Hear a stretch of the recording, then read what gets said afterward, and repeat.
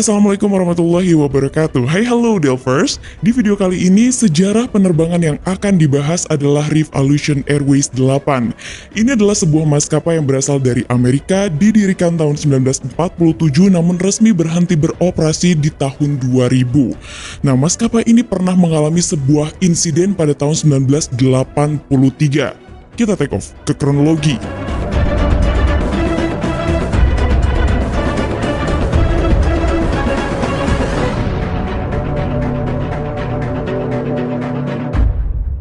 Pada tanggal 8 Juni 1983, sebuah pesawat Lockheed L188C Electra akan dioperasikan oleh maskapai Revolution Airways dengan nomor penerbangan 8. Pesawat itu terjadwal untuk take off dari Cold Bay, Alaska pada pukul 13.24 siang waktu setempat dengan membawa total 15 orang yang terdiri dari 5 orang kru dan 10 orang penumpang. Sesuai dengan jadwal, pesawat turboprop itu akan terbang di atas Samudra Pasifik menuju ke Bandara Internasional Seattle. Lockheed Electra ini akan diterbangkan oleh 2 pilot dan 1 orang flight engineer. Yang pertama adalah Captain James Gibson, 54 tahun. Beliau telah mengumpulkan 13.874 total jam terbang. Sementara itu first officer-nya adalah Gary Lindner, 39 tahun, dan seorang flight engineer bernama Gerald Moss Laurin, 45 tahun. Siang itu cuaca cerah, pesawat dengan 4 mesin yang telah mengumpulkan 32.994 total jam terbang mengudara dengan normal. Hingga ketika pesawat itu berada di ketinggian 19.000 kaki dan sedang mendaki ke 25.000 kaki, tiba-tiba saja kru kokpit mendengar bunyi mendengung, disusul dengan pesawat yang bergetar. Nah, getaran pesawat itu semakin lama semakin terasa kencang, bahkan kolom kontrol yang ada di hadapan pilot ikut bergetar. Karena bergetarnya pesawat dan bunyi yang mendengung itu adalah sesuatu hal yang tidak biasa dalam penerbangan, Captain Gibson memutuskan akan membelokkan kembali pesawatnya menuju ke Cold Bay. Karena tidak ada yang mengetahui apa yang terjadi dengan penerbangannya, maka saat itu flight engineer keluar dari kokpit untuk memeriksa mesin pesawat. Ia didampingi oleh salah seorang kru kabin. Di saat yang sangat pas sekali ketika flight engineer dan kru kabin ini melihat ke bagian jendela sebelah kanan, secara tiba-tiba baling-baling pada bagian mesin nomor 4 ini terlepas. Dan pesawat itu mengalami dekompresi eksplosif setelah baling-baling itu merobek bagian lambung pesawat.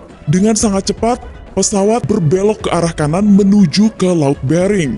Tidak ada pilot yang mengetahui apa yang terjadi dengan penerbangannya hingga flight engineer masuk ke ruang kokpit. Ia melaporkan kepada kapten bahwa baling-baling dari mesin nomor 4 pesawat Electra itu telah terlepas. Yang terpikir oleh kapten saat itu adalah untuk menurunkan dulu ketinggian pesawat ke ketinggian aman. Namun yang terjadi, kolom kontrol milik kedua pilot ini justru macet. Nah, saat itu kapten mencoba untuk menurunkan ketinggian pesawat dengan menggunakan autopilot karena pesawat itu harus turun ke ketinggian 10.000 kaki, di mana ketinggian itu aman untuk para penumpang mulai melepas masker dan bernafas. Saat pesawat itu sudah bisa mulai turun dengan menggunakan autopilot, kapten akhirnya memutuskan untuk segera membelokkan kembali pesawatnya menuju ke Cold Bay. Kapten sekali lagi mencoba untuk menggunakan autopilot untuk dapat membelokkan pesawat. Tapi ketika kapten mengatur autopilotnya, pesawat itu bukan berbelok ke kanan, tapi pesawat justru roll ke kanan. Sehingga dengan sangat cepat, kapten langsung mengatur kembali autopilotnya untuk belokkan ke kiri agar posisi pesawat itu kembali stabil. Dari sanalah kapten mulai menyadari bahwa autopilotnya memang bisa membawa pesawat itu turun ke ketinggian aman, tapi tidak bisa membuat pesawatnya berbelok. Setelah pesawat itu mulai turun secara perlahan dengan menggunakan autopilot, first officer segera menghubungi dispatcher maskapai. Ia melaporkan bahwa pilot tidak bisa mengendalikan pesawat dan saat itu pesawatnya sedang turun ke ketinggian 10.000 kaki dengan menggunakan autopilot. Pesawat itu masih terbang dengan kecepatan sekitar 200 knot dengan salah satu mesinnya yang telah dimatikan karena baling-balingnya terlepas dan kolom kontrol yang macet. Kapten mengatakan kepada dispatcher kalaupun pesawat itu mungkin untuk mendarat di Cold Bay, tapi Cold Bay memiliki runway yang pendek. Kalaupun pesawat itu mendarat, maka kemungkinan akan terjadi overshoot. Dispatcher kemudian menyarankan agar pesawat itu menuju ke Bandara Anchorage untuk melakukan pendaratan darurat. Hal itu didasari karena Bandara Anchorage memiliki 2 runway yang panjang, kemudian memiliki fasilitas medis dan layanan kedaruratan yang mungkin nanti akan diperlukan pada saat proses pendaratan pesawat Lockheed Electra tersebut. Tapi ada kekhawatiran yang disampaikan oleh Kapten kepada dispatcher bahwa Bandara Anchorage ini dikelilingi pegunungan yang tinggi. Kapten berpikir sejenak, lalu akhirnya ia menanyakan kepada flight engineer apakah mereka memiliki bahan bakar yang cukup untuk menuju ke Bandara Anchorage. Flight engineer menjawab mereka memiliki bahan bakar yang cukup. Setelahnya Kapten menanyakan lagi informasi mengenai kondisi cuaca kepada dispatcher. Dispatcher menyatakan bahwa kondisi cuaca di Anchorage aman atau normal untuk pendaratan. Sementara itu, layanan kedaruratan di bandara yang telah diinformasikan mengenai sebuah pendaratan darurat dari pesawat Lockheed mulai bersiap di sepanjang runway. Pesawat itu mulai mendekat dan datang dari arah barat. Kapten dengan hati-hati mengatur autopilot. Ia harus membawa pesawatnya berputar dan harus dapat mengendalikan pesawatnya sebelum pesawat itu kehabisan bahan bakar. Karena pesawat Lockheed ini semakin lama semakin dekat dengan Bandara Anchorage, maka dispatcher meminta bantuan engineer dari maskapai untuk memandu proses pendaratan. Saat itu mulai terhubung engineer dengan Kapten. Kapten mengatakan bahwa ia harus mematikan salah satu mesin karena pesawat itu masih terbang terlalu cepat. Nah, Kapten saat itu menyatakan bahwa ia akan mematikan mesin nomor 1. Tapi pernyataan itu lagi-lagi ditentang oleh engineer maskapai. Ia mengatakan terlalu beresiko untuk mematikan mesin nomor 1 karena cairan hidrolik itu diatur dari mesin nomor 1. Lalu dengan sangat panik Kapten menanyakan kepada engineer, lalu mesin nomor berapa yang harus dimatikan agar kecepatan pesawat ini berkurang? Engineer maskapai menyatakan untuk mematikan mesin nomor 2. Mesin nomor 2 akhirnya dimatikan. Pesawat itu memang melambat, tapi masih terlalu cepat untuk pendaratan di Bandara Anchorage. Setelah berjuang dengan kolom kontrol yang macet, autopilot yang tidak berfungsi seutuhnya, dan salah satu mesin pesawat yang dimatikan, Kapten akhirnya kelelahan. Setelah berjam-jam Kapten berjuang, ia akhirnya memberikan kontrol penerbangannya kepada First Officer untuk beristirahat sejenak. Diambillah kontrol penerbangan itu oleh First Officer. First Officer dengan sangat siap akhirnya memegang kolom kontrol dan tanpa sengaja ia menggerakkan kolom kontrol itu 3 derajat. Tanpa disadari, kolom kontrol itu bisa bergerak ketika First Officer melihat autopilotnya justru telah terputus. Ia dengan sangat cepat memberitahu Kapten bahwa kolom kontrol ini sudah tidak macet lagi. Kapten lantas segera mengambil alih kontrol penerbangan dan siap untuk mendaratkan pesawat. Kapten kini dapat mengarahkan pesawat itu menuju ke runway, tapi mereka masih memiliki sebuah masalah besar, yaitu kecepatan pesawat yang masih terlalu cepat untuk mendarat. Kapten masih tidak yakin bahwa ia bisa melakukan pendaratan dengan aman di runway, tapi kemudian ia mencoba untuk mempertaruhkan segalanya agar pesawat itu bisa mendarat. Pesawat mendapatkan izin untuk mendarat di runway 6R. Kapten mulai bersiap. Ia mengarahkan pesawatnya ke garis tengah runway. Ketika pesawat itu sudah sangat dekat jaraknya dengan runway, tiba-tiba saja Kapten memutuskan untuk go around. Ia segera menaikkan lagi pesawat dan First Officer segera mengkonfigurasi pesawat. Saat itu First Officer langsung melapor pada menara kontrol Anchorage bahwa mereka membatalkan proses pendaratan dan pesawat ini kembali mengudara. Beberapa analis penerbangan mengungkap dugaan atas keputusan Kapten untuk go around. Saat itu mereka menduga bahwa Kapten meminta go around agar ia memiliki waktu untuk memperlambat kecepatan pesawat dan agar mempersiapkan semua orang di pesawatnya untuk pendaratan darurat. Pesawat itu kembali berputar di udara dan siap untuk mendarat. Setelah upaya pendaratan pertama yang digagalkan, maka pesawat ini tidak lagi memiliki kesempatan untuk go around kedua. Saat pesawatnya semakin dekat dengan landasan atau runway, maka saat itu Kapten langsung berteriak untuk mematikan mesin nomor 1 dan mesin nomor 3. Dengan sangat cepat, flight engineer langsung mencoba untuk mematikan mesin nomor 1 dan mesin nomor 3. Atas segala upaya dari 3 kru kokpit itu, akhirnya pesawat mengalami hard landing.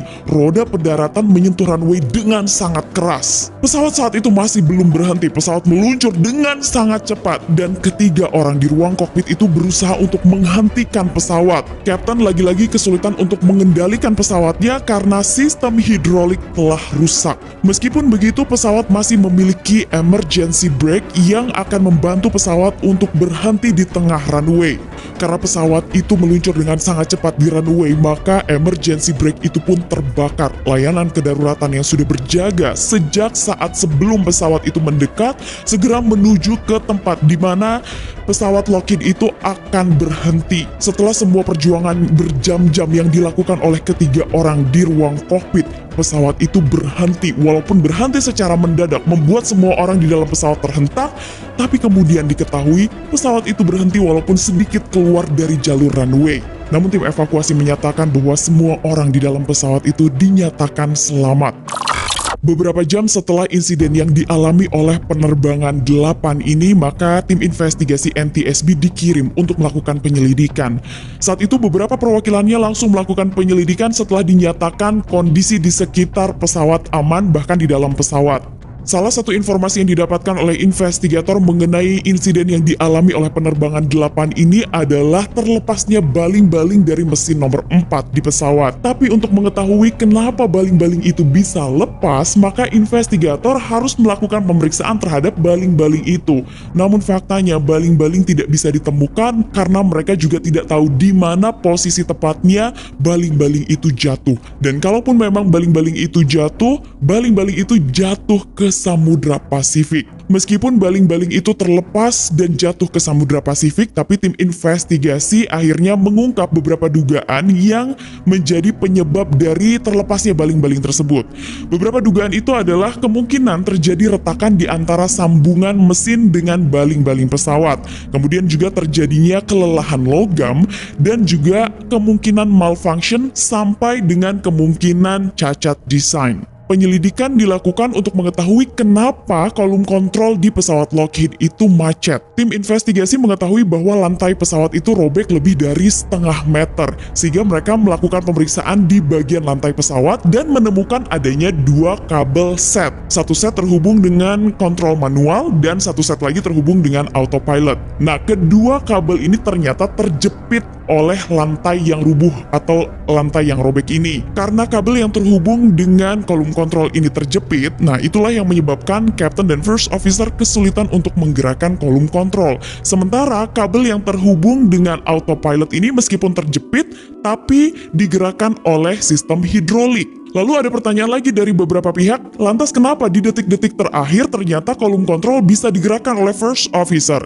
Nah, tim investigasi mengungkap bahwa pada saat kolom kontrol itu terjepit dan kolom kontrolnya macet, berjam-jam First Officer dan juga Captain mencoba untuk terus menggerakkan kolom kontrol. Mereka mencoba menariknya, menurunkannya, kemudian juga menggerakkan kolom kontrol, sehingga kemudian akhirnya kabel itu terlepas dari beberapa bagian yang menjepit, dan akhirnya kabel itu kembali berfungsi. Setelah insiden yang dialami oleh maskapai Revolution Airways 8 ini, semua kru pesawatnya mendapatkan penghargaan dari mantan Presiden Ronald Reagan.